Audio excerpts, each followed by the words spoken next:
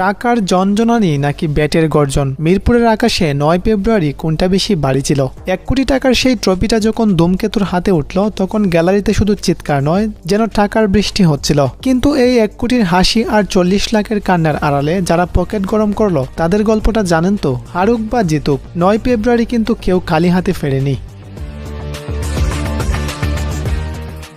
মাঠের লড়াইটা ছিল ধূমকেতু বনাম দুর্বারের, কিন্তু আসল খেলাটা ছিল ২.৫ কোটি টাকার প্রাইস পুল নিয়ে। ২০ ওভারে ২০৯ রানের পাহাড়, আর সেই পাহাড় টপকাতে গিয়ে প্রাণের বাজি রাখা। লড়াইটা শুধু স্কোরের ছিল না, লড়াইটা ছিল চেক বইয়ের পাতায় নিজের নাম তোলার। চলুন দেখে নেই এই এক রাতে কার ভাগ্য খুলল আর কে ট্র্যাজিক হিরো হয়ে মাঠ ছাড়ল।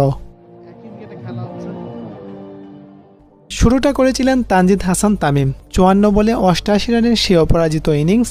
বল যখন বাউন্ডারি পার হচ্ছিল ডাগ আউটে তখন উল্লাস। ম্যাচ শেষে তামিম যখন ১ লাখ টাকার প্লেয়ার অব দ্য ম্যাচ চেকটা হাতে নিলেন, তার চৌড়া হাসি বলে দিচ্ছিল পরিশ্রমের দাম হাতে নাতে। কিন্তু আসল বাজিমাত করলেন সাইফ হাসান। ৪৪ বলে ৭৯ রানের বিধ্বংসী ইনিংস খেলে তিনি শুধু ধূমকেতুকে জেতাননি, পুরো টুর্নামেন্ট জুড়ে তার ধারাবাহিকতা তাকে এনে দিয়েছে ৫ লাখ টাকার প্লেয়ার অব দ্য টুর্নামেন্ট পুরস্কার।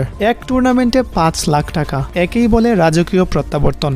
অন্যদিকে দুর্বার লড়াই করছিল হাবিবুর রহমান সোহান আর নুরুল হাসান সোহানের হাত ধরে। হাবিবুর রহমান সোহান যখন ৩৩ বলে ৭২ রান তুলেছিলেন, মনে হচ্ছিল ১ কোটি টাকার চেকটা বুঝি ওই দিন দুর্বারের পকেটেই যাচ্ছে। মাত্র ৩৩ বলে ৭২। ভাবুন তো প্রতি বলে কত টাকার শট খেলেছেন তিনি। যদিও দল হারলো, কিন্তু নুরুল হাসান সোহান টুর্নামেন্টের সর্বোচ্চ রান সংগ্রাহক হিসেবে জিতে নিলেন ৩ লাখ টাকা। ট্রফি হাতছাড়া হলেও সোহান কিন্তু সর্বোচ্চ রানের রাজা হয়েই ফিরলেন। আর বল হাতে মুস্তাফিজুর রহমান, কাটার মাস্টারের সেই মাপা বোলিং আর নুরুল হাসান সোহানের মহামূল্যবান উইকেটটি ওই দিন ধূমকেতুকে ১ কোটি টাকার ট্রফি ছুঁতে সাহায্য করেছে। টুর্নামেন্টের সর্বোচ্চ উইকেট শিকারীর লড়াইয়ে হাসান মাহমুদ, রিশাদ আর শেখ মাহিদিরা মিলে ভাগ করে নিলেন আরও ৩ লাখ টাকা।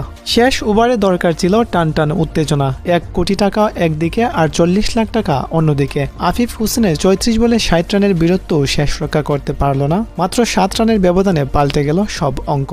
ধূমকেতুর ডাগ আউটে তখন ১ কোটি টাকার আনন্দ, আর দুর্বারের ড্রেসিং রুমে ৪০ লাখ টাকার সান্ত্বনা। ক্রিকেটে এর চেয়ে নিষ্ঠুর আর একই সাথে রোমাঞ্চকর দৃশ্য আর কি হতে পারে? টাকা দিয়ে হয়তো ট্রফি কেনা যায় না, কিন্তু এই যে লড়াইয়ের জেদ, এটা অমূল্য।